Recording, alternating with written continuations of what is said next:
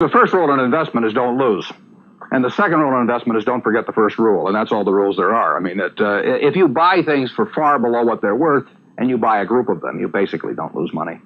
Warren, what do you consider the most important quality for an investment manager?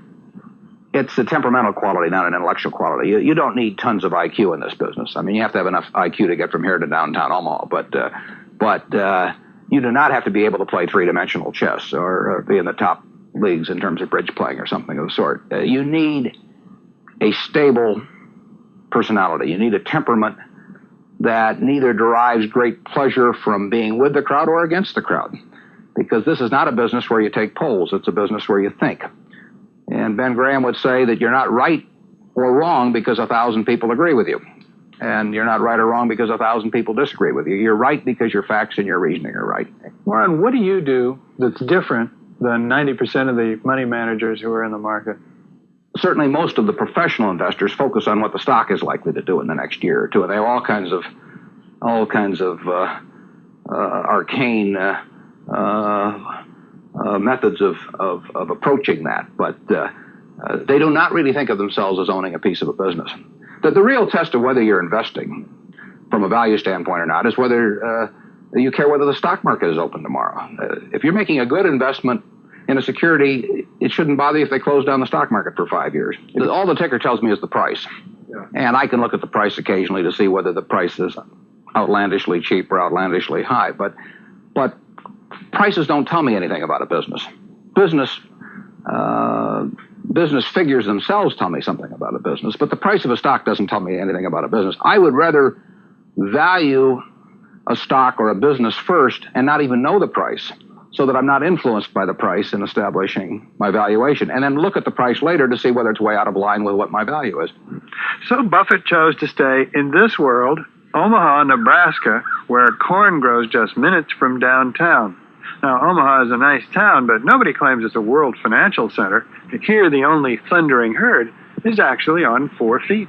Don't you find Omaha a little bit off the beaten track for the investment world? Well, believe it or not, we get mail here, and we get periodicals, and we get all the facts needed to make decisions. And unlike Wall Street, you'll notice we don't have 50 people coming up and whispering in our ear that we should be doing this or that this afternoon. You appreciate the lack of stimulation here? I like the lack of stimulation. We get facts, not stimulation here. How can you stay away from Wall Street? Well, if I were on Wall Street, I'd probably be a lot poorer. You get overstimulated in Wall Street, and you hear lots of things, and you may shorten your focus, and a short focus is not conducive to long profits. And here I can just focus on what businesses are worth, and I don't need to be in Washington to figure out what the Washington Post newspaper is worth, and I don't need to be in New York to figure out what some other company is worth. It's an intellectual process, and the less static there is in that intellectual process, really the better off you are. What is the intellectual process? The intellectual process is defining your area of competence in valuing businesses, and then within that area of competence, finding whatever sells at the cheapest price in relation to value. And there are all kinds of things I'm not competent to value, but there are a few that I am competent to value. Have you ever bought a technology company? No, I really haven't. In 30 years of investing, not one? I haven't understood any of them. So you haven't ever owned, for example, IBM? Never owned IBM. Marvelous company. I mean, a sensational company, but I haven't owned IBM. And so here is this technological revolution going on, and you're not going to be a participant. Gone right past me. Is that all right with you? It's okay with me. I don't have to make money in every game. I mean, I don't know what cocoa beans are going to do. There are all kinds of things I don't know about, and that may be too bad. But why should I know all about them? I haven't worked that hard on them. In the securities business, you literally every day have thousands of the major American corporations offered to you at a price that changes daily. And you don't have to make any decisions. You have to make, nothing is forced upon you. So there are no called strikes in the business. The pitcher just stands there and throws balls at you. And if you're playing real baseball and it's between the knees and the shoulders, you either swing or you get a strike called on you. If you get too many called on you, you're out. In the securities business, you sit there and they throw U.S. Steel at 25 and they throw General Motors at 68, and you don't have to swing at any of them. they may be wonderful pitches to swing at, but if you don't know enough, you don't have to swing.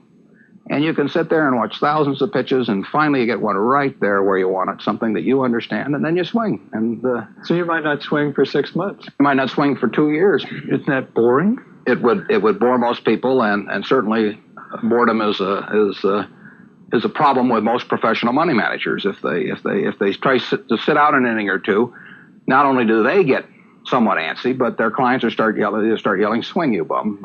from the stands, and that's very tough for people to do. Warren, your approach seems so simple.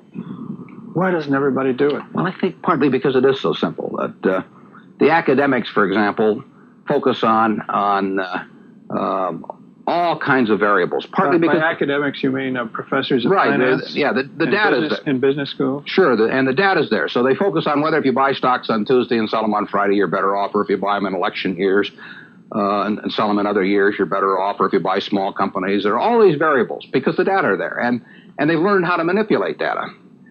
And as a friend of mine says, to a man with a hammer, everything looks like a nail. And once you have these skills, you just are dying to utilize them in some way, but they aren't important. If I were being asked to participate in a business opportunity, would it make any difference to me whether I bought it on a Tuesday or a Saturday or an election year or something? It's not what a businessman thinks about in buying businesses. So why think about it when buying stocks? Because stocks are just pieces of businesses.